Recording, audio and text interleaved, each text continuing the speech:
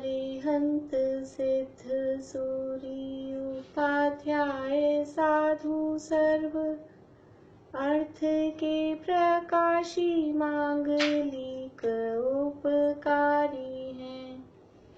तिन्ह को स्वरूप जान रागते भई जो भक्ति काय को नवाए स्तुति को जारी है। धन्य धन्य ते नहीं ते काज सब आज भय कर जोर बार बार वंदना हमारी है। मंगल कल्याण सुख ऐसो हम चाहत हैं। हो मेरी ऐसी दशा जैसी तुम धारी है। हो मेरी ऐसी दशा जैसी तुम धारी है। मंगलमय मंगल करण पीत राग विज्ञान नमो ताहि जाते भये अरहंतादि महान। करि मंगल करि हो महा ग्रंथ करण को काज जाते मिले समाज सब पावे निज पद राज। मिथ्या भाव अभाव ते जो प्रगटे निज भाव सो जयवंत रहो सदा यही मोक्ष उपाय यही मोक्ष उपाय। मोक्षांग प्रकाशक ग्रंथ इसका दूसरे अधिकार का नाम है संसार अवस्था का स्वरूप। और संसार अवस्था का स्वरूप बताते हुए ये संसार अवस्था क्यों है, जीव संसार में है, ये इस बात की सिद्धि किस बात से की कि जीव का संसार में है। क्यों है संसार में? क्योंकि जीव कर्म बंधन से सहित है। और जो जो जीव कर्म बंधन से सहित होते हैं वो कर्म बंधन सहित अवस्था का नाम ही संसार अवस्था है। इसलिए यहाँ सबसे पहले जीव को कर्म बंधन का रोग है यह बात सिद्ध की, और उस कर्म बंधन की का जो ये रोग है वो अनादि काल से कर्म बंधन का रोग है इस बात की सिद्धि की। अभी हमारी बात चल रही है कि नवीन जो कर्मों का बंध होता है, नवीन कर्मों का बंध किस प्रकार होता है, उसमें किस तरह से प्रकृति प्रदेश स्थिति अनुभाग में बंटवारा होता है, वो सारी बात अपनी यहाँ चल रही है। कर्मों में 4 प्रकार का बंध है, प्रकृति बंध, प्रदेश बंध, स्थिति बंध और अनुभाग बंध। और ये चारों प्रकार का बंध 5 प्रकार के कारणों से। 5 प्रकार के कारण कौन से हैं? मिथ्यात्व, अविरति, प्रमाद, कषाय और योग। ये 5 कारण हैं। इन 5 कारणों से ये 4 प्रकार का बंध होता है। इसमें से मिथ्यात्व, अविरति, प्रमाद और कषाय से स्थिति और अनुभाग बंध, और योगों के द्वारा प्रकृति और प्रदेश बंध होता है। प्रकृति और प्रदेश बंध के संबंध में कुछ नियम विशेष हैं। प्रकृति और प्रदेश बंध के संबंध में स्थिति और अनुभाग बंध के संबंध में विशेष नियम हैं। कौन बताएंगे आज स्थिति बंध के नियम? स्थिति बंध के नियम कौन बताना चाहेंगे?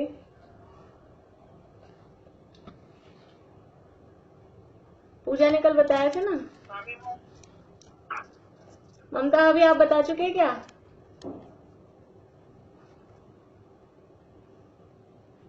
ममता अभी बता रहे हैं?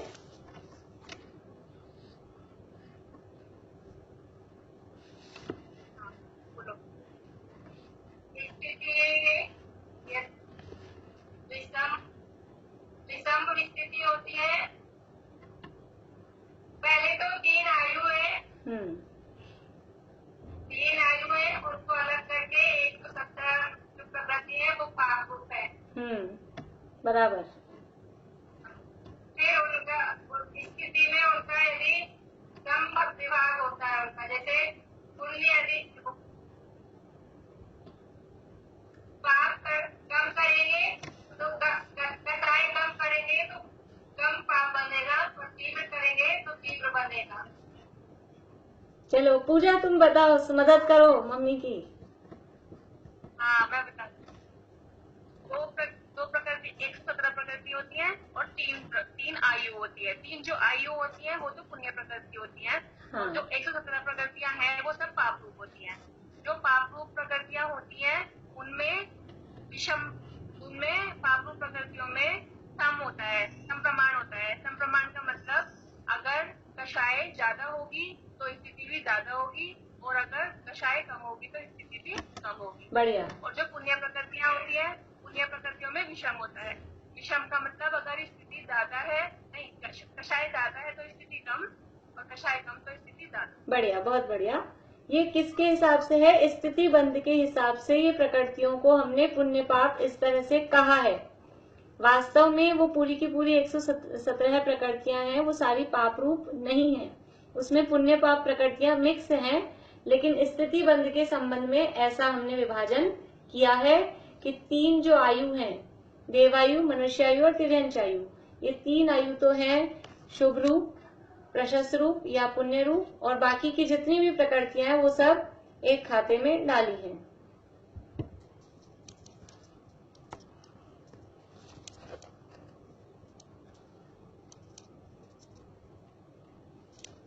हाँ, अब अनुभाग बंध के संबंध में, अनुभाग बंध के संबंध में नियम बताना है। अनुभाग बंध के संबंध में क्या नियम है? पूर्णिमा आंटी बोलिए।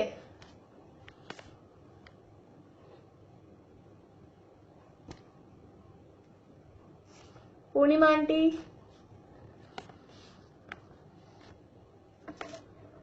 सुशीला आंटी, सुशीला आंटी बोलेंगे।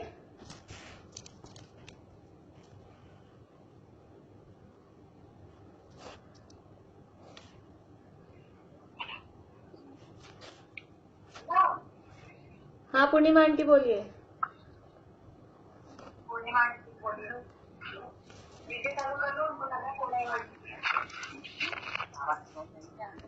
बोलिए, आवाज आ रही है। अनुभाग में भी जैसे होता है, जैसे पुण्य और पाप का होता है, तो पाप की भी इसमें सम होगी। जो अनुभाग बनेगा ना तो वो सम होगी, और पुण्य में विषम प्रमाण बनेगा। बढ़िया। जैसे कषाय, कषाय के साथ बोल के बताइए। तो उसका अनुभाग कम बनेगा, और कषाय कम होगी तो अनुभाग ज्यादा बनेगा। किसमें? पुण्य में या पाप में? पुण्य प्रकृति में अल्प कषाय होने पर बहुत अनुभाग बहुत बनता है, और बहुत कषाय होने पर थोड़ा अनुभाग बनता है। हाँ, और पाप प्रकृतियों में अधिक कषाय होने पर अधिक अनुभाग है, और कम कषाय होने पर कम अनुभाग है। बढ़िया। ये स्थिति बंध और अनुभाग बंध के ये नियम है। अब एक प्रकृति मैं आपको बताती हूँ, उसका आपको बताना है मुझे। सातावेदनीय, सातावेदनीय में स्थिति किस प्रकार बंधेगी? सातावेदनीय में स्थिति, वंदना भाभी।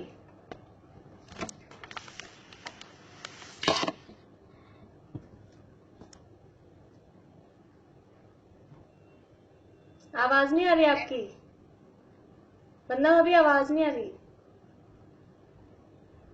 नहीं आ रही आवाज। चलिए,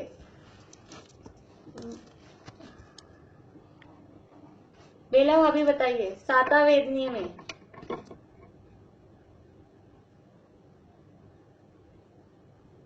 सातावेदनीय में स्थिति के अनुसार में यह पाप प्रकृति में आएगी।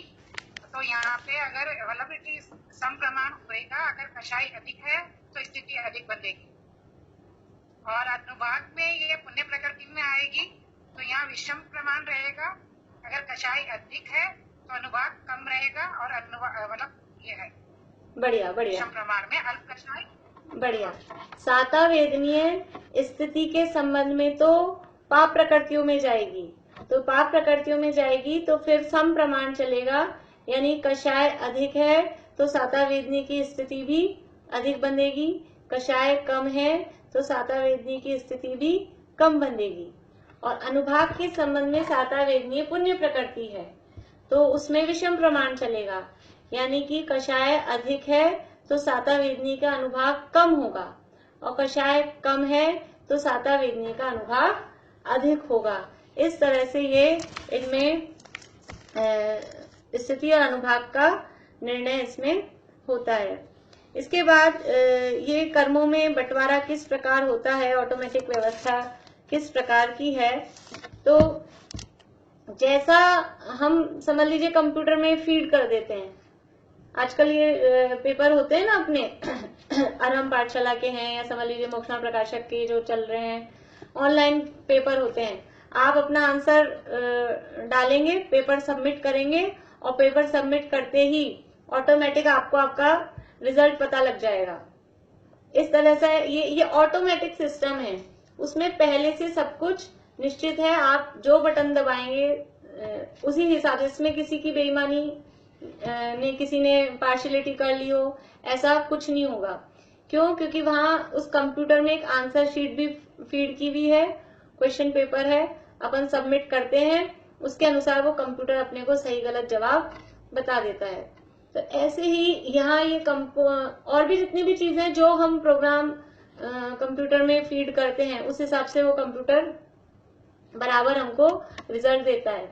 तो यहाँ पे भी कर्मों का एक प्रोग्राम फिक्स है कि ये वाले परिणाम करे हैं तो ऐसा कर्म, ऐसी स्थिति, ऐसा अनुभाग, इस टाइप का ये बंद होगा।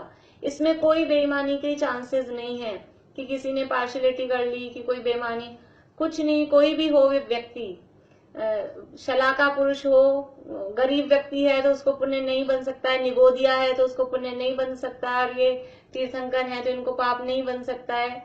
ऐसी कोई पार्शियलिटी यहाँ कर्मों की व्यवस्था में नहीं है। टोटली ऑटोमेटिक व्यवस्था है, सारा कुछ पहले से सब प्रोग्रामिंग सेट है। बस हमारे परिणाम जैसे होते हैं वो परिणामों को वो रीड करता है और परिणामों के हिसाब से उसमें स्थिति और अनुभाग और प्रकृतियों में विभाजन बराबर सब में हो जाता है। ऐसी ऑटोमेटिक व्यवस्था यहाँ कर्मों की कही है। ये कैसा है, ये सब ये निमित्त नैमित्तिक संबंध इनको बताया कि ये इस तरह का निमित्त नैमित्तिक संबंध है। कोई जीव कर्मों को पकड़ के नहीं लाता है और कर्म जबरदस्ती जीव के भाव नहीं कराते हैं, लेकिन दोनों में इस तरह का निमित्त नैमित्तिक संबंध है कि इधर जीव के भाव होते हैं, उधर कर्मों का बंध हो जाता है, फिर ये कर्म का उदय आता है और जीव के इस तरह के भाव होते हैं। ये ऑटोमेटिक व्यवस्था ये अपने आप इस तरह की अनादिकाल से चलती आ रही है। दुनिया में बहुत सारे ऑटोमेटिक सिस्टम अपन देखते हैं, आजकल तो सारा ऐसा ही जमाना है। दरवाजे होते हैं ऑटोमेटिक, अपन उस गेट के पास जाओ वो अपने आप खुल जाता है, हम गेट से दूर होते हैं वो बंद हो जाता है। नल के नीचे हाथ लगाओ पानी आ जाता है, नल को घुमाना नहीं पड़ेगा, नल के नीचे हाथ लगाएंगे पानी आ जाएगा, हाथ हटाएंगे पानी चला जाएगा। और हाथ सुखाने की व्यवस्था भी ऐसे ही हो जाएगी, आप उसके नीचे हाथ ले जाओ ड्रायर के नीचे, हाथ सूख जाएंगे। ये सारे सब क्या है, ये निमित्त नैमित्तिक संबंध है। वो अपने उसमें जो सेंसर होते हैं वो सेंसर अपने हाथों के निमित्त से वो काम करते हैं, तो उसमें से पानी साबुन जो भी आना होता है वो उस हिसाब से उसमें आता है। तो इस तरह का ही निमित्त नैमित्तिक संबंध या जीव और कर्मों का है। जीव के परिणामों का निमित्त पाकर ये कर्म आकर्षित होते हैं और बंध जाते हैं। अब हमें बात करनी है सत्ता रूप कर्मों की अवस्था, पेज नंबर 29, 29 नंबर पेज पर सत्ता रूप कर्मों की अवस्था। सत्ता किसे कहते हैं? देखिए पहले अपन थोड़ा सा समझ लेते हैं। यहाँ कर्मों की अवस्थाओं की चर्चा चल रही है, उसमें से हमने एक पहली अवस्था की भी बात की थी, बंध। बंध रूप जो अवस्था है वो बंध किसे कहते हैं कि कर्मों का जीव आत्मा के मोहराग्वेश परिणामों के निमित्त से कार्मण वर्गणाओं का कर्म रूप परिणमित होकर आत्मा के प्रदेशों के साथ में एक क्षेत्र अवगाह रूप से बंध जाना, वो कहलाता है बंध। अब ये जो बंध के बाद क्या होता है कि बंध के बाद वो कर्म सत्ता में रहते हैं। सत्ता का मतलब क्या है कि बहुत समय कोई कर्म अभी बंधा, फिर कोई 2 मिनट बाद बंधा, यानी हर समय बंध रहे हैं कर्म। तो हर समय समय समय करके जो कर्म बंध रहे हैं, वो बंधे हुए कर्म वो कुछ विशेष पर्टिकुलर टाइम तक हमारे साथ में बंधे ही रहते हैं। यानी कि जो उनमें स्थिति पड़ी है, वो स्थिति के कारण वो हमारे साथ में उतने समय तक रहते हैं। जो भी कर्म आया है वो अपनी स्थिति को लेकर आया है और वो उस टाइम तक हमारे साथ में बंधे रहते हैं। तो जो कर्म हैं, उन कर्मों का कुछ पर्टिकुलर विशिष्ट समय तक जीव के प्रदेशों के साथ में एक क्षेत्रावगाह रूप होकर रहना, जीव के प्रदेशों के साथ में स्थित रहना, वो कहलाता है सत्ता। अपने शब्दों में कहें तो जो भी कर्म स्टॉक में कर्म के बंधते जा रहे हैं, वो हमारे पास स्टॉक में जमते जा रहे हैं, तो वो जो स्टॉक है वो कहलाता है सत्ता। तो देखिए पढ़ते हैं थोड़ा सा, अपन ने कल भी देखा था। अब जो परमाणु कर्म रूप परिणमित हुए हैं, उनका जब तक उदय काल न आए तब तक जीव के प्रदेशों से एक क्षेत्रावगाह रूप बंधन रहता है। यानी एक क्षेत्रावगाह रूप बंधन रहता है, मतलब वो तब तक सत्ता में रहते हैं। उनको कहते हैं ये कर्म सत्ता में है। सत्ता में है मतलब अभी आत्मा के साथ उनकी स्थिति है, उनका अस्तित्व अभी आत्मा के प्रदेशों में है, जब तक वो उदय में नहीं आ रहे। उदय में आने के बाद क्या होगा? उदय में आने के बाद फिर वो आत्मा के प्रदेशों के साथ नहीं रहेंगे। उदय में आने के बाद तो वो खिड़ जाते हैं, उनकी निर्जरा हो जाती है, वो निकल जाते हैं। तो जब तक वो उदय में नहीं आए हैं तब तक उनका अस्तित्व आत्मा के प्रदेशों के साथ में है, उसे कहते हैं सत्ता। अभी कर्म सत्ता में पड़े हैं, सत्ता में पड़े हुए कर्म हमारा क्या कर सकते हैं? सत्ता में हमारे पास बहुत सारे अनादिकाल से बांधते आ रहे हैं और अभी भी हर समय हम बांध रहे हैं, परंतु कोई भी कर्म अभी अनादि का सत्ता में नहीं है। मैक्सिमम अगर किसी कर्म की स्थिति हमारे साथ में है, बहुत लंबे समय से कोई कर्म है, तो मैक्सिमम कितने टाइम वाला कर्म हमारे साथ में हो सकता है? मैक्सिमम 70 कोड़ा कोड़ी, मैक्सिमम 70 कोड़ा कोड़ी के टाइम यानी पीछे जाते जाएं तो 70 कोड़ा कोड़ी पहले कोई हमने कर्म बांधा हो, मोहनी कर्म, वो आज तक हमारे साथ में हो सकता है। इससे ज्यादा पुराना कोई कर्म हमारे पास में नहीं है। तो वो जो कर्म, ये समझ लीजिए आज हमने कर्म बांधा और अभी कर्म हमारे पास में सत्ता में रखे हैं, तो वो सत्ता में रखे हुए कर्म हमारा क्या भला बुरा करते हैं या क्या भला बुरा कर सकते हैं? सत्ता में पड़ा हुए कर्म हमारा कुछ भी बिगाड़ सुधार नहीं करते, उससे हमें कुछ भी सुख दुख नहीं होता। वो सत्ता में पड़े हुए कर्म कैसे हैं, उनको उपमा दी है समय सार में कि ये मिट्टी के ढेले के समान है। जैसे कि मिट्टी का ढेला वो कुछ नहीं करता पड़ा है, क्या बिगाड़ सुधार कर रहा है, ऐसे ही सत्ता में पड़ा हुआ कर्म। आप समझ लीजिए कोई बम होता है, टाइम बम है, तो टाइम बम में वो टाइम सेट कर दिया है कि ये इतने बजे फूटेगा। तो अब जब तक उसका टाइम नहीं हुआ है तब तक वो बम क्या कर रहा है?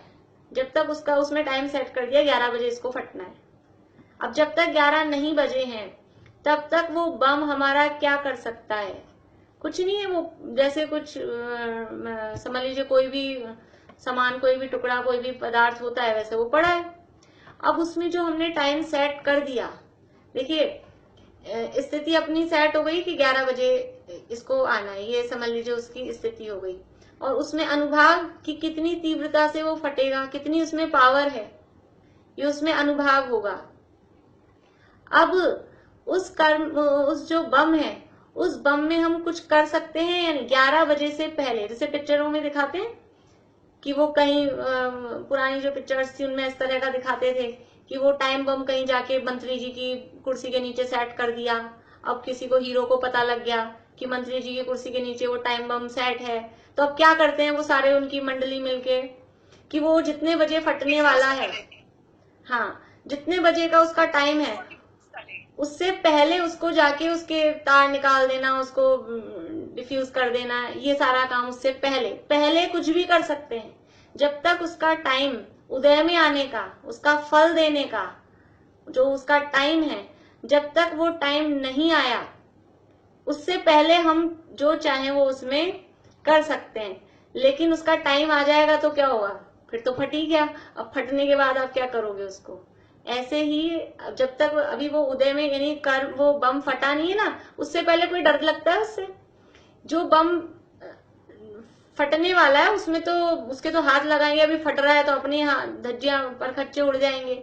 लेकिन जो बम अभी ऐसे ही रखा हुआ है उसको हाथ लगाने में क्या दिक्कत है, कुछ नहीं होता है, उसको आराम से हाथ लगा लेते हैं, उसमें जो भी ठीक ठाक करना होता है वो कर देते हैं। ऐसे ही बिल्कुल ये कर्म है, ये बम है, बम ही तो है। उदय में आके हमको अलग अलग कभी कैसा अनुभव कराते हैं, कभी कैसा अनुभव कराते हैं, कभी बहुत दुख का, कभी इस तरह की परिस्थितियां। तो ये जब कर्म जब तक उदय में नहीं आ रहे हैं तब तक वो सत्ता में है, और जब तक वो सत्ता में है तब तक हम चाहे उनमें जैसा फेरबदल कर सकते हैं। कर्म बांधना भी हमारे हाथ में था और उस कर्मों को फेरबदल करना भी हमारे हाथ में है, और इन कर्मों का नाश करना भी हमारे हाथ में है। कर्मों के हाथ में कुछ भी नहीं है। वो चाहे, कोई कर्म चाहे कि ये बहुत ही सुंदर दिखता है व्यक्ति, इसके साथ अच्छे अच्छे कर्म बंध जाएं, तो कर्मों को चाहने से नहीं होगा। वो परिणाम कैसे कर रहा है, शान शक्ल से कोई कैसा भी दिखे, लेकिन वो परिणाम कैसे कर रहा है उसके आधार पे अपने आप उनको बंधना पड़ता है। वो जैसे परिणाम करता है वैसे वो कर्मों को बंधना पड़ता है। तो अभी ये जो कर्म सत्ता में है, इसमें 3 काम या 4 काम हम कर सकते हैं। क्या कर सकते हैं कि एक कहलाता है उत्कर्षण, एक कहलाता है अपकर्षण, एक होता है संक्रमण, और एक होती है उदीर्णा। तो ये उत्कर्षण किसे कहते हैं, अपकर्षण किसे कहते हैं, कि जीव के परिणामों के निमित्त से, अपने परिणामों के निमित्त से कर्मों की स्थिति और अनुभाग को बढ़ा देना, या कर्मों की स्थिति अनुभाग का बढ़ जाना। जीव के परिणामों के निमित्त से कर्म की स्थिति अनुभाग का बढ़ जाना, वो उत्कर्षण कहलाता है। जीव के परिणामों के निमित्त से कर्म की स्थिति अनुभाग का बढ़ जाना उत्कर्षण कहलाता है। उत्कर्षण का मतलब है इंक्रीमेंट होना। अभी वो टाइम बम रखा है ना, उसमें 11 बजे का टाइम सेट कर दिया, और फिर पता लगा कि वो मंत्री जी तो लेट आने वाले हैं, तो वो जिसने बम लगाया था, अभी जिसने बम लगाया था उसको पता लगा मंत्री जी लेट आने वाले हैं, 11 बजे बम फूटेगा तो कोई मतलब ही नहीं, तो वो उससे पहले वहां जाए और वो उसका टाइम चेंज कर दे, 11 की जगह 12 बजे कर दे, 1 बजे कर दे, जो टाइम है उसने टाइम 1 बजे का कर दिया। तो ये क्या हुआ, उस बम की स्थिति को बढ़ा दिया, ये कहलाएगा स्थिति का उत्कर्षण। और इसी तरह से उसके फल देने की शक्ति में भी यदि वृद्धि होती है, ये परिणामों के निमित्त से। और वो कौन से परिणामों के निमित्त से स्थिति बढ़ेगी, कैसे परिणामों के निमित्त से अनुभाग बढ़ेगा, नियम वही है।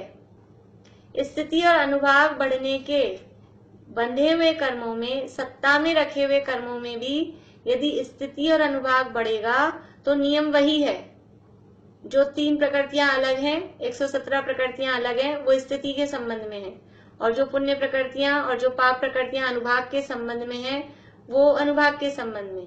भले ही नवीन कर्मों का स्थिति अनुभाग बन रहा हो, चाहे पुराने कर्मों के स्थिति अनुभाग में उत्कर्षण या अपकर्षण हो रहा हो, नियम वही लगेंगे कि यदि कषाय अधिक है तो पाप प्रकृतियों की स्थिति और अनुभाग बढ़ जाते हैं, कषाय कम है तो पाप प्रकृतियों की स्थिति अनुभाग कम हो जाते हैं, और कषाय कम है तो पुण्य प्रकृतियों के स्थिति अनुभाग बढ़ जाते हैं, और कषाय अधिक है तो पुण्य प्रकृतियों के स्थिति अनुभाग कम हो जाते हैं। नियम वही है, और प्रकृतियों का विभाजन भी स्थिति के संबंध में जो है, अनुभाग के संबंध में जो है वही रहेगा।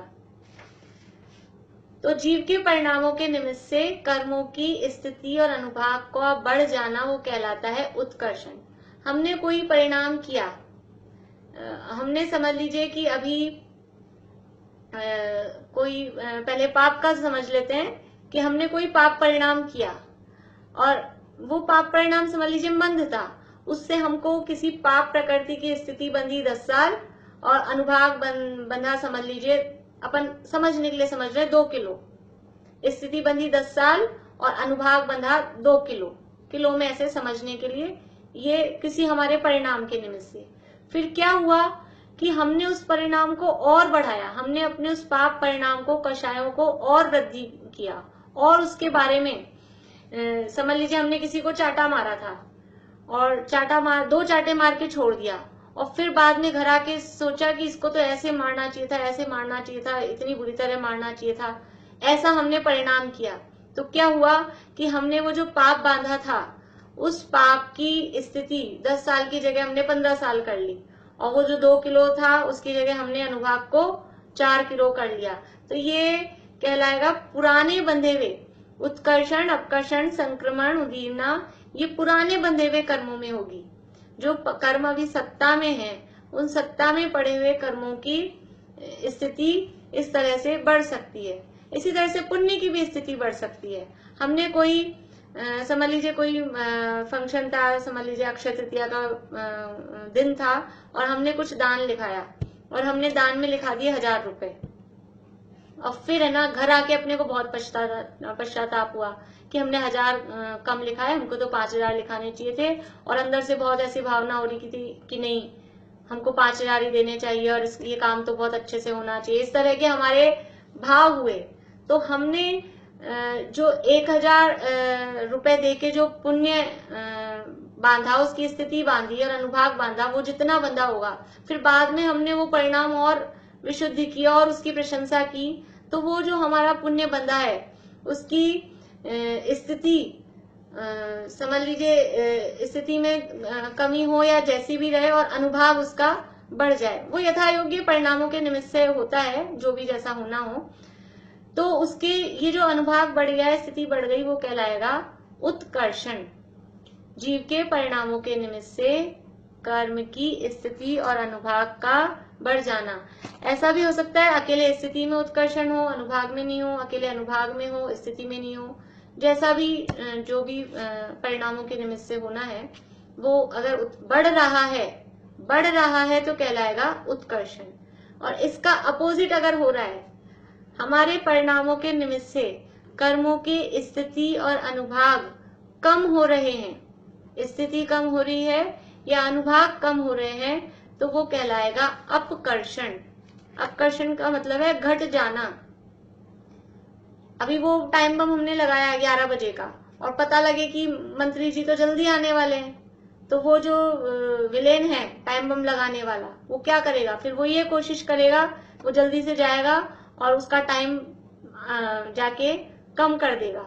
तो इस तरह से वो कर्म की स्थिति और समझ लीजिए उसकी जो फल देने की शक्ति है, वो जैसे भी उदाहरण में समझ लीजिए एक देश लगा है, तो उसकी कर्मों की स्थिति और अनुभाग को कम कर देना, वो कहलाता है अपकर्षण। हमको पुराणों में इस तरह के उदाहरण मिल जाते हैं। कर्मों की स्थिति अनुभाग को कम करने का सबसे हमारा प्रमुख उदाहरण हमको मिल जाता है श्रेणिक राजा। श्रेणिक राजा ने यशोधर मुनिराज के गले में मरा हुआ सर्प डाला। उस समय उन्होंने 33 सागर की नरक आयु का 33 सागर की स्थिति, और वो नरक आयु तो वहां जो 7वां नरक, तो 33 सागर तो स्थिति हो गई, और 7वां नरक वो उनका समझ लीजिए अनुभाग, वहां जाके जैसे दुख होते हैं 7वें नरक में, वो उन्होंने उस समय बंद कर लिया। और फिर क्या हुआ कि फिर बाद में उनके परिणाम बदले, उन्होंने सम्यक तो प्राप्त किया और पश्चाताप किया। तो क्या हुआ उससे कि उनकी जो स्थिति थी 33 सागर की, उसमें हुआ अपकर्षण, कमी, और वो 33 सागर की घटके कितनी रह गई, वो केवल 84,000 वर्ष। कहाँ तो सागर और कहाँ ये वर्ष, तो 84,000 वर्ष की रह गई। और अनुभाग में क्या हुआ कि वो जो 7वें नरक का दुख उनको भोगना था, उसकी जगह अनुभाग में भी अपकर्षण हुआ और वो पहले नरक की स्थिति, पहले नरक की में वो पहुंचे। तो इस तरह से हमारे जीव के ही परिणामों के निमित्त से कर्म के स्थिति और अनुभाग कम हो जाते हैं, और इसी तरह से स्थिति और अनुभाग बढ़ भी जाते हैं परिणामों के निमित्त से ही। तो ये उत्कर्षण और अपकर्षण, ये सत्ता में स्थित कर्मों का उत्कर्षण भी हो सकता है और अपकर्षण भी हो सकता है। अब तीसरी स्थिति है संक्रमण। संक्रमण का मतलब है इंटरचेंज हो जाना, एक का दूसरे में बदल जाना, उसका नाम है संक्रमण। यानी किन्हीं कर्म प्रकृतियों का अपनी सजातीय, इसके संबंध में कुछ नियम भी हैं, और इसमें ये शब्द बहुत इंपॉर्टेंट है कि विशिष्ट कर्म प्रकृतियों का अपनी सजातीय अन्य प्रकृति रूप परिणमित होने को संक्रमण कहते हैं। विशिष्ट कर्म प्रकृतियों का अपनी सजातीय अन्य प्रकृति रूप परिणमन होने को संक्रमण कहते हैं। सहजातीय, सजातीय, सिंगल स है, सजातीय, सह नहीं है, सिंगल स, जाति के आगे स लगाना है बस। सहजातीय के आगे सजातीय अन्य प्रकृति रूप, सजातीय अन्य प्रकृति रूप परिणमन होने को, अन्य प्रकृति रूप परिणमन होने को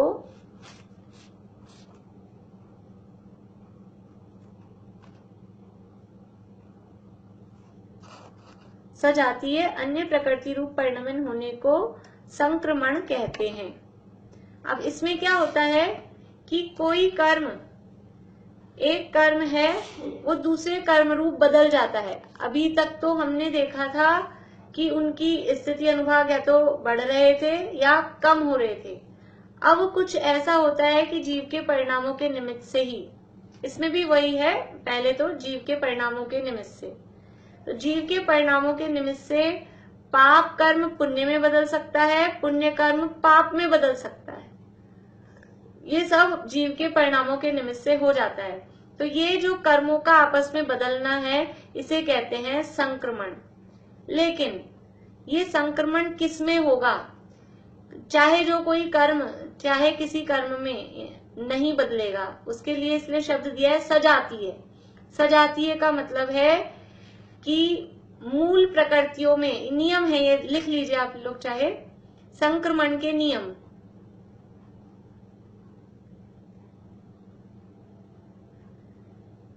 मूल प्रकृतियों में आपस में संक्रमण नहीं होता।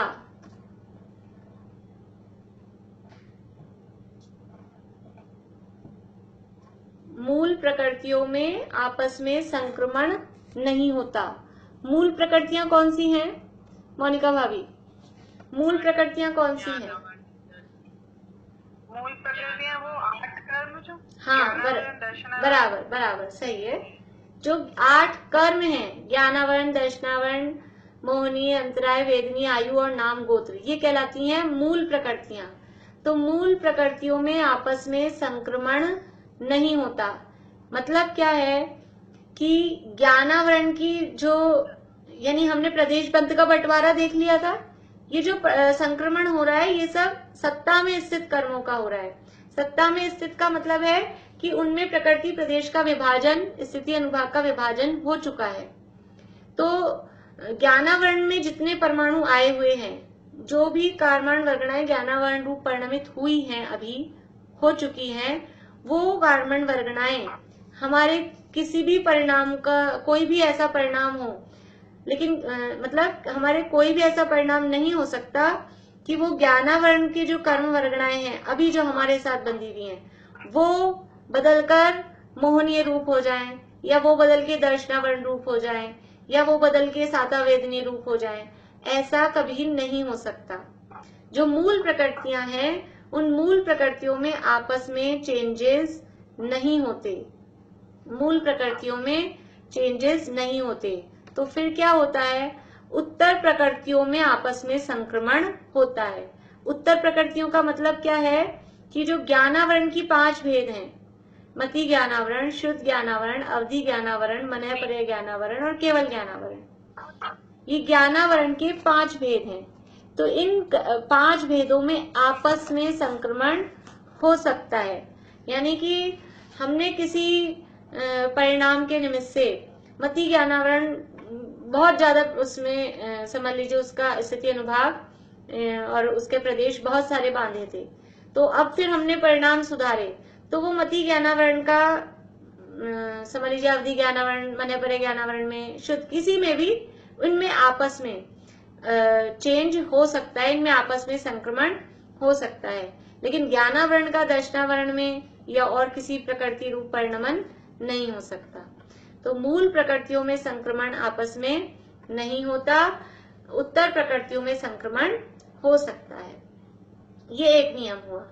अब इसके बाद और उत्तर प्रकृतियों में भी हमने एक सामान्य नियम बताया है कि उत्तर प्रकृतियों में संक्रमण हो सकता है, लेकिन अब उत्तर प्रकृतियों में भी दर्शन मोहनीय का चारित्र मोहनीय में संक्रमण नहीं होता।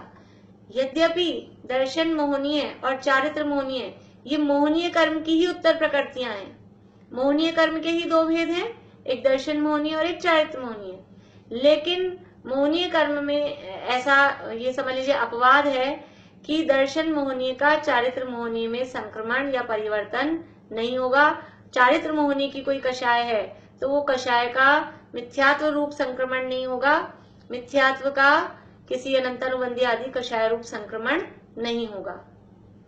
तो सामान्य नियम तो ये हुआ कि संक्रमण उत्तर प्रकृतियों में होता है, लेकिन इसके 2 अपवाद हैं। पहला अपवाद तो ये है कि दर्शन मोहनीय का चारित्र मोहनीय में, चारित्र मोहनीय का दर्शन मोहनीय में संक्रमण नहीं होता। अब दूसरा अपवाद, आयु कर्म में भी चारों आयुओं में परस्पर में संक्रमण नहीं होता। यद्यपि आयु कर्म के 4 भेद हैं और चारों उत्तर प्रकृतियां हैं, तो भी उत्तर प्रकृति होने पर भी उन चारों आयु में आपस में संक्रमण नहीं होता कि हमने नरक आयु बांधी है वो बदल के परिणामों के, हमारे परिणामों के निमित्त से वो देवायु हो जाए, तिरंच आयु बांधी है वो बदल के नरक आयु हो जाए, ऐसा कभी भी नहीं होता। तो आयु कर्म में और मोहनीय कर्म में ऐसा संक्रमण नहीं होता, बाकी शेष प्रकृतियों में उत्तर प्रकृतियों में संक्रमण होता है। तो ये संक्रमण के नियम हैं। कोई बोल सकते हैं अभी ये नियम? निशा आंटी।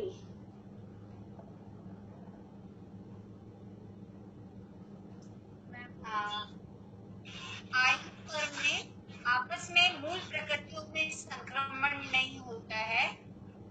चलिए बस ठीक है, ठीक है, ठीक है। दर्शन मोहनीय का चारित्र मोहनीय संक्रमण नहीं होता, चारित्र मोहनीय का दर्शन मोहनीय में संक्रमण नहीं हो सकता। क्या और कर्मों की मूल प्रकृतियों का आपस में संक्रमण नहीं होता है, उनकी उत्तर प्रकृति में संक्रमण होता है। बढ़िया, बोलो पूजा। भाभी फिर गतियों में नहीं हो, गतियों में तो हो सकता है क्या? हाँ, गतियों में हो सकता है, क्योंकि गति है वो नाम कर्म का भेद है और गति नाम कर्म की उत्तर प्रकृति है। तो नाम कर्म की उत्तर प्रकृति में आपस में गति में संक्रमण हो सकता है, लेकिन आयु में संक्रमण नहीं हो सकता।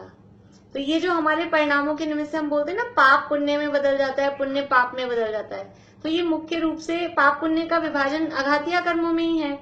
और उसमें भी साता वेदनीय असाता में बदल सकती है, असाता वेदनीय साता में बदल सकती है, उच्च गोत्र नीच गोत्र में बदल सकती है, नीच गोत्र उच्च गोत्र में बदल सकती है। आयु में आपस में संक्रमण नहीं होगा। और नाम कर्म की जितनी प्रकृतियां हैं, नाम कर्म में समझ लीजिए अशुभ है, दुर्भग है, अपर्याप्त है, स्थावर है, ये जो पाप प्रकृतियां हैं, ये पाप प्रकृतियां अब जीव के परिणामों का निमित्त पाकर ये पाप प्रकृतियां पुण्य प्रकृतियों में, यानी अशुभ की शुभ हो जाएगी, दुर्भग की सुभग हो जाएगी, स्थावर की त्रस हो जाएगी, अपर्याप्त की पर्याप्त हो जाएगी। इस तरह से उसमें परिवर्तन हो सकता है। जातियों में एक इंद्रिय दो इंद्रिय आदि जो जातियां हैं वो अशुभ रूप हैं, पाप रूप हैं, तो वो बदल के पंचेंद्रिय जाति, इस तरह से इनमें परिवर्तन हो सकता है। तो नाम कर्म की उत्तर प्रकृतियों में आपस में हो सकता है वेदनीय कर्म और गोत्र कर्म, इसमें भी आपस में ही पुण्य पाप में परिवर्तन हो सकता है। इसके अलावा अंतराय कर्म है, तो दानांतराय, लाभांतराय में, लाभांतराय, वीर्यांतराय में, इसमें आपस में संक्रमण हो सकता है। दर्शनावरण की प्रकृतियों में जो 5 निद्राएं हैं या चक्षु अवधि दर्शन है, इनमें भी आपस में संक्रमण हो सकता है। मोहनीय कर्म में आपस में संक्रमण नहीं होगा, लेकिन मोहनीय कर्म में भी दर्शन मोहनी की जो 3 प्रकृतियां हैं उनमें आपस में संक्रमण हो सकता है, और चारित्र मोहनी की जो 25 प्रकृतियां हैं उनमें आपस में होता ही है। उनमें इस तरह से कि वो अनंतानुबंधी की भी संयोजना होती है, तो वो अनंतानुबंधी की प्रकृति बाकी की 3 अप्रत्ययख्यान, प्रत्ययख्यान और संजुलन रूप हो जाती है।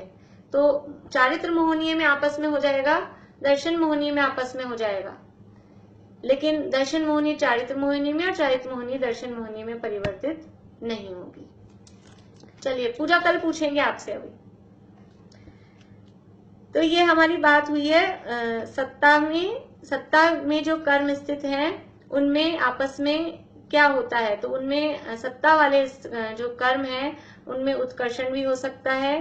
किसमें होगा उत्कर्षण? प्रदेशों में उत्कर्षण नहीं होगा, प्रकृति और प्रदेशों में नहीं होगा कुछ भी, स्थिति और अनुभाग में। स्थिति और अनुभाग बढ़ रहे हैं तो उत्कर्षण है, स्थिति और अनुभाग कम हो रहे हैं तो अपकर्षण है। और आपस में प्रकृतियों में अगर परिवर्तन हो रहा है तो वो कहलाएगा संक्रमण। देखिए, अब यहां से पढ़ते हैं थोड़ा सा वापस से 29 पेज पे। अब जो परमाणु कर्म रूप परिणमित हुए हैं उनका जब तक उदय काल न आए तब तक जीव के प्रदेशों से एक क्षेत्रावगाह रूप बंधन रहता है। वहां जीव भाव के निमित्त से कई प्रकृतियों की अवस्था का पलटना भी हो जाता है। वहां कई अन्य प्रकृतियों के परमाणु थे, वे संक्रमण रूप होकर अन्य प्रकृतियों के परमाणु हो जाएं। अन्य प्रकृतियों के थे मतलब समझ लीजिए तिरंच गति के परमाणु थे। हमारे साथ सत्ता में तिरंच गति बंधी हुई थी। तिरंच गति, तिरंच आयु नहीं, तिरंच गति के परमाणु हमारे साथ सत्ता में थे। और अभी हम कौन सी पोजीशन में हैं? अभी हम मनुष्य गति में हैं। तो वो जो तिरंच गति बंधी है वो बंधी तो है, तो अब वो क्या होगा, उसका समय पूरा होगा तो वो मनुष्य गति में परिवर्तित होकर अभी भी उदय में आएगा, क्योंकि उसका टाइम पूरा होएगा तो उदय में आएगा ही। जब कर्म का समय, उदय का टाइम आ जाता है, समय पूरा होता है तो वो उदय में आता है।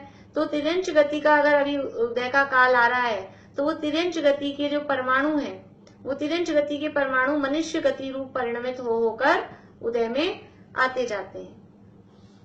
तो वो यहाँ लिखा है कि वहां कई अन्य प्रकृतियों के परमाणु थे, वे संक्रमण रूप होकर अन्य प्रकृतियों के परमाणु हो जाएं, तथा कई प्रकृतियों की स्थिति और अनुभाग बहुत थे, सो अपकर्षण होकर थोड़े हो जाएं। इसके बहुत उदाहरण अपने को मिलते हैं कि हमारे परिणाम, एक पुराना उदाहरण है, दादा कई बार अपने प्रवचनों में देते हैं कि एक दोस्त तो जा रहा था समझ लीजिए पिक्चर देखने, और एक दोस्त जा रहा था मंदिर। तो उस पिक्चर देखने वाले ने कहा कि तू पिक्चर देखने चल, तो उसने मना कर दिया, मैं तो मंदिर जा रहा हूँ। और जो मंदिर जा रहा था उसने उससे कहा तू मंदिर चल, तो उसने मना कर दिया, नहीं मैं तो पिक्चर देखने जा रहा हूँ। और फिर दोनों अपने अपने रास्ते चले गए। तो जो मंदिर जा रहा था उसको पैर में कांटा चुभ गया, और जो पिक्चर देखने गया था उसको कुछ समझ लीजिए 200-400 रुपए की पड़े हुए कहीं मिल गए, उसको 200-400 रुपए का लाभ हो गया। तो बड़ा आश्चर्य हुआ कि ये तो मंदिर जा रहा था, इसको तो कांटा चुभ गया, पैर में मोच आ गई, और इसको पिक्चर जा रहा था, फिर भी इसको रुपयों की थैली मिल गई। तो फिर समझ लो दोनों गए मुनिराज के पास और फिर पता लगाया कि ऐसा क्यों हुआ। तो फिर मुनिराज ने कहा कि जो मंदिर जा रहा था इसको बहुत बड़ी भारी विपदा आने वाली थी, समझ लो बुरी तरह से एक्सीडेंट होने वाला था। और वो क्योंकि ये मंदिर जा रहा था, मंदिर के इसके परिणाम थे, तो इसके कर्म प्रकृतियों में क्या हो गया, पाप प्रकृति में अपकर्षण हो गया। और वो उसका पाप जो एक्सीडेंट होने वाला था, बुरी तरह से समझ लो उसके फ्रैक्चर होने वाला था, वो उसका पाप का वो जो उदय आ रहा था, वो उदय कम होकर उदय में आया और एक कांटा चुभ के रह गया। इतना कम उसका वो फल हो गया। और वो जो पिक्चर देखने गया उसको इतना लाभ होने वाला था कि उसको समझ लो करोड़ों रुपए मिलने वाले थे, लेकिन उसने पाप के परिणाम किए तो उसका वो करोड़ों का पुण्य वो अपकर्षित हो गया और उसको 200-400 रुपए मिलके ही रह गया। तो इस तरह से ये परिणामों के निमित्त से कर्मों में फेरबदल, ये उदाहरण ऐसे बहुत हमको पता नहीं चलता, हमको लग रहा है कि हमारे बस ऐसा ऐसा उदय में आ रहा है, लेकिन हमारे जो उदय में आ रहा है वो एक्चुअल में हमने कैसा बांधा था। अभी हमको बहुत पुण्य का उदय दिख रहा है, तो एक्चुअल में वो उससे भी ज्यादा था या उससे कम, जो जब बांधा था जिस समय, वो हमने कैसी स्थिति अनुभाग हमने बांधे थे हमको नहीं पता। हमारे हर समय इस तरह से कुछ उत्कर्षित अपकर्षित होकर कर्म उदय में आते रहते हैं और आके चले जाते हैं, हमको मालूम ही नहीं पड़ता। हम तो जो आ रहा है बस उसको भोग के उस कर्म के उदय में जुड़ जाते हैं और उसी को भोगने में लग जाते हैं, हमको कुछ मालूम नहीं पड़ता है। तो हमारे परिणामों के निमित्त से, लेकिन ये हर समय में ऐसा परिवर्तन होता रहता है।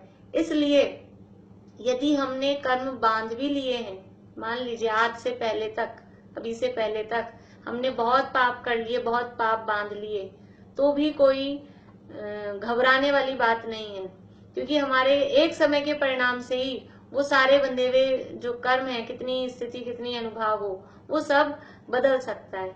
इसलिए हर समय, जीवन के अंत समय तक भी, अंत समय में भी यदि हम परिणाम सुधार लेंगे तो भी वो हमारे सारा कुछ है ना जो पिछला, उसको बदल सकता है। इसलिए खुद के भी परिणाम सुधारने का ख्याल रखना, और जो अपने साथ वाले हैं, जो भी अपने समागम में हैं, उनके भी अंतिम समय तक भी परिणाम संभालने का, यानी स्थितिकरण की जो चीज है, बात है, वो अंतिम समय तक हमको करना चाहिए। क्योंकि भले हमको ऐसा लगता है जीवन तो इनका ऐसा गया और एंड में परिणाम ऐसे हो रहे हैं, लेकिन यदि एंड में भी सुधर जाएंगे तो वो सारे कर्मों में कुछ उत्कर्षण अपकर्षण संक्रमण, वो कुछ भी परिणामों के निमित्त से हो सकता है। जैसे अपने को ये कहानी पता सुनी अपन ने, जीवंदर कुमार ने कुत्ते को नमोकामन सुनाया। वो एक बार नमोकामन तो उन्होंने सुनाया और वो स्वर्ग चला गया। किसी ने बैल को सुनाया, किसी ने, इस तरह की कहानियां आती है। तो ये क्या हुआ कि जीवन भर उसने क्या किया होगा, जो भी हुआ हो, लेकिन अंत समय में उसके परिणाम समझ लीजिए शुभोपयोग रूप हुए, मंद कषाय रूप हुए, तो उसके निमित्त से उसकी जो प्रभाव है वो सुधर गया। तो ऐसा परिणामों को संभालने का ख्याल हर समय हमें रखना चाहिए और हर समय सावधान रहना चाहिए। तो वहां कई अन्य प्रकृतियों के परमाणु थे, वे संक्रमण रूप होकर अन्य प्रकृतियों के परमाणु हो जाएं, तथा कई प्रकृतियों की स्थिति और अनुभाग बहुत थे, सो अपकर्षण होकर थोड़े हो जाएं, तथा कई प्रकृतियों की स्थिति एवं अनुभाग थोड़े थे, सो उत्कर्षण होकर बहुत हो जाएं। इस प्रकार पूर्व में बंधे हुए परमाणुओं की भी जीव भावों का निमित्त पाकर अवस्था पलटती है, और निमित्त न बने तो नहीं पलटे। जीव के भावों का निमित्त पाकर वो अवस्था पलट रही है। यदि जीव के भावों का निमित्त, जीव ने अपने भावों में कुछ चेंज किया ही नहीं, तो जैसे बंधे हैं वैसे बंधे हैं, वैसे उदय में आएंगे। इसलिए और निमित्त न बने तो नहीं पलटे, जो कि त्यों रहे। इस प्रकार सत्ता रूप कर्म रहते हैं। इस प्रकार ये सत्ता में कर्मों की स्थिति रहती है और जीव के परिणामों के निमित्त से उनमें फेरबदल होता है। तो इस तरह से हम निरंतर अपने परिणामों की संभाल करें, और परिणामों की संभाल जो अपरिणामी आत्म तत्व है उसके आश्रय से परिणामों की संभाल होगी, तो निश्चित रूप से हमारा आत्मा का कल्याण अवश्य ही हो सकेगा। कुछ पूछना है आप लोगों को किसी को? चलिए तो जिनवाणी स्तुति करते हैं।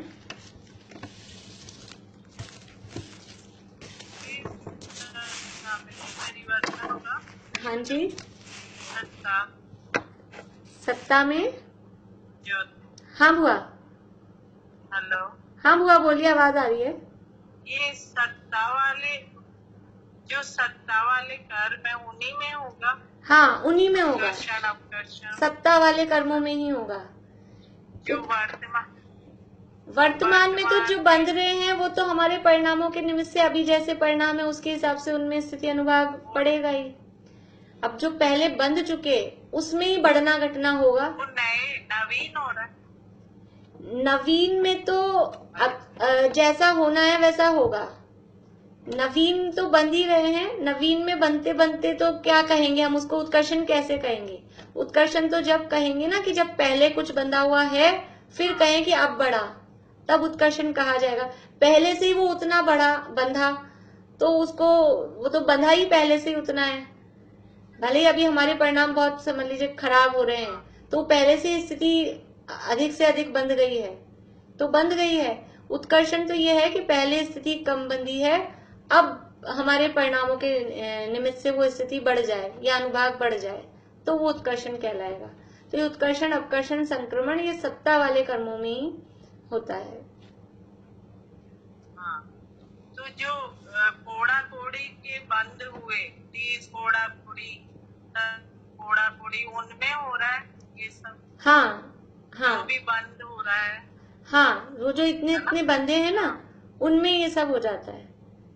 देखिए जैसे ही हम प्रायोग्य लब्धि में पहुंचते हैं, सम्यक दर्शन जो प्रथमोक्षम सम्यक होता है उससे पहले 5 लब्धियां होती हैं। उसमें करण लब्धि होती है और करण लब्धि से पहले प्रायोग्य यानी शयोक्षम, विशुद्धि, देशना और प्रायोग्य। तो प्रायोग्य लब्धि में पहुंचते ही जितने भी कोड़ा कोड़ी सागरों की हमारे कर्मों की स्थिति बंधी हुई थी वो सारी स्थिति का अपकर्षण होकर वो सब अंततः कोड़ा कोड़ी सागर रह जाती है। यानी 1 करोड़ सागर के अंदर 1 करोड़ से अधिक और 1 करोड़ सागर से कम, इतनी वो स्थिति वो केवल आत्मा की समझ लो विशुद्ध परिणामों के निमित्त से ही, अभी तो आत्मा का अनुभव हुआ ही नहीं है, उसके निमित्त से ही वो स्थिति सारे कर्मों की ये अपकर्षण हुआ। तो कौन से कर्मों में हुआ? वो जो पिछले बंधे थे ना कोड़ा कोड़ी सागरों के, वो सारे बंध के इतने घट जाते हैं। कोड़ा कोड़ी। हाँ चलिए जिनवाणी स्तुति बोले। और कुछ पूछना बुआ? नहीं, ठीक, बस जिनवाणी स्तुति बोले। और किसी को कुछ पूछना है? चलिए